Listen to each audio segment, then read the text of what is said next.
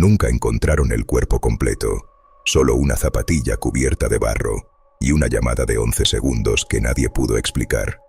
La voz de la chica apenas alcanzó a decir: «Hay alguien afuera de la cabaña». Después, silencio.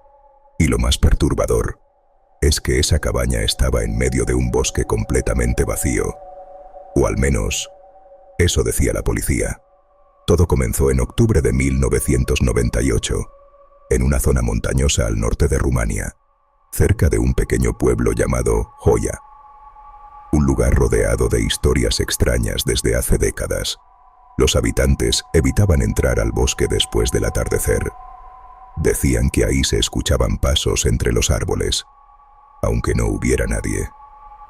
Que algunas personas desaparecían por horas y regresaban confundidas, incapaces de recordar qué había pasado. Pero 4 estudiantes universitarios decidieron ignorar todas esas historias.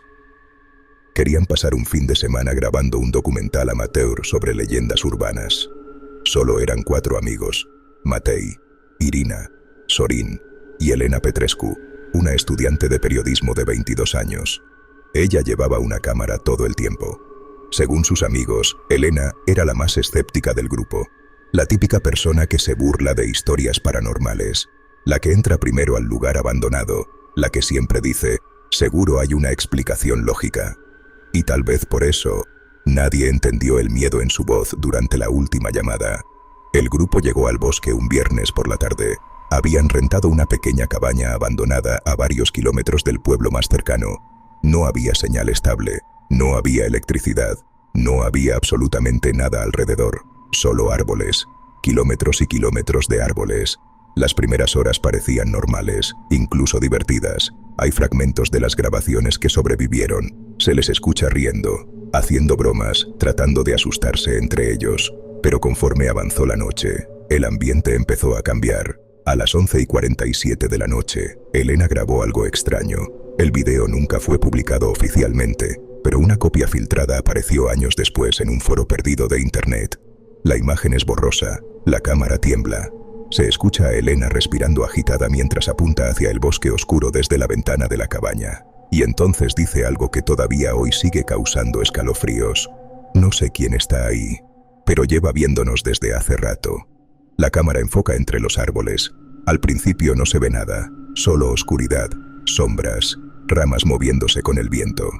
Hasta que por un segundo, aparece una figura, alta, inmóvil, demasiado delgada, como si estuviera parada entre los árboles observando directamente hacia la ventana.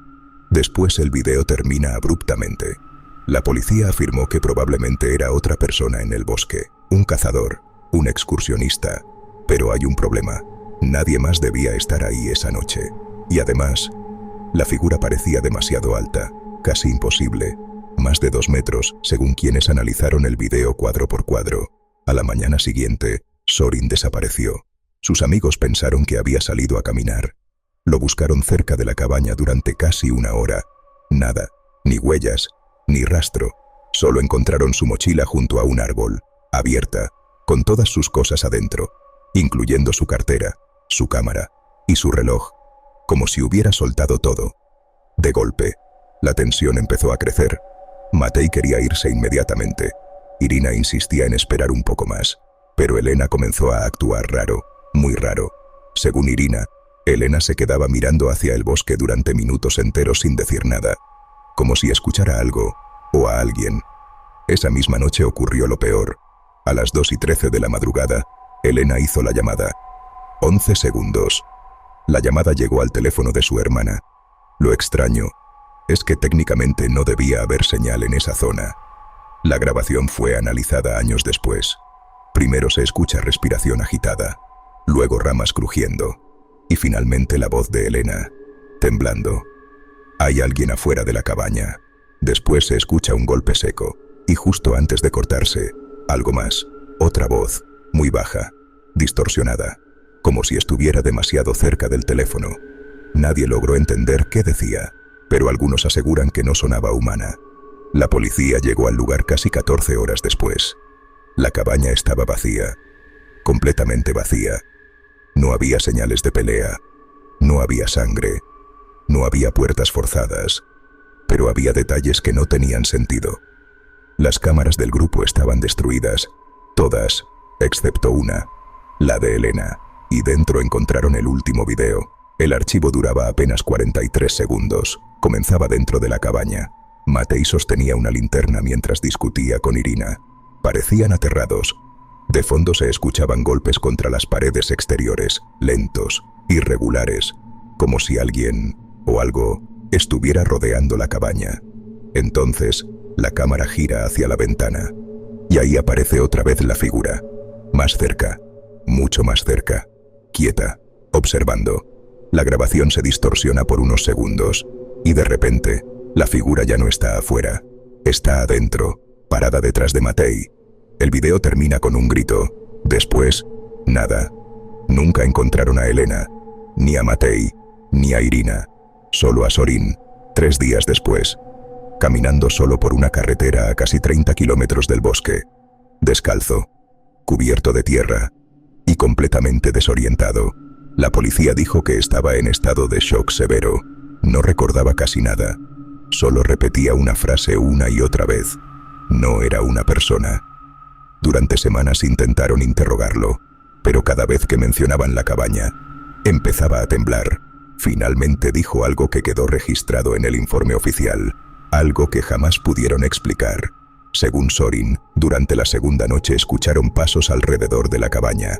Pensaron que alguien los estaba molestando, hasta que Elena notó algo imposible.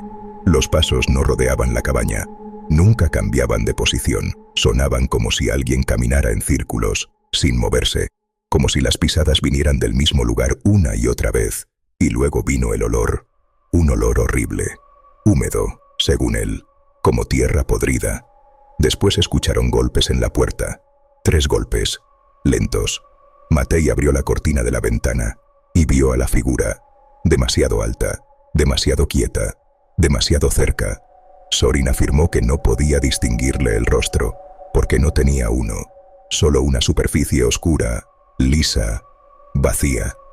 Ahí fue cuando Elena empezó a grabar, y según Zorin, eso fue un error, porque la cosa afuera reaccionó al darse cuenta, como si no quisiera ser vista.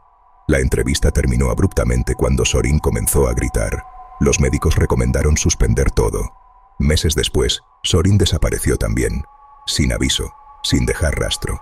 Lo último que encontraron en su departamento fue una nota escrita a mano, solo una frase: la escucho afuera por las noches. Hasta hoy, el caso sigue oficialmente sin resolver. La policía cerró la investigación en 2003.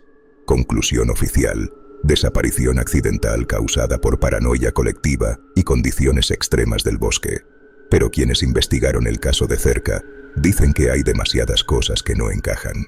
La llamada imposible, la figura en el video, las cámaras destruidas, la desaparición de Zorin y, sobre todo, la parte del último archivo que casi nadie menciona, porque años después, cuando expertos restauraron el video original de Elena, descubrieron algo escondido entre la distorsión del final, un frame, solo uno, tan rápido que es imposible verlo en velocidad normal.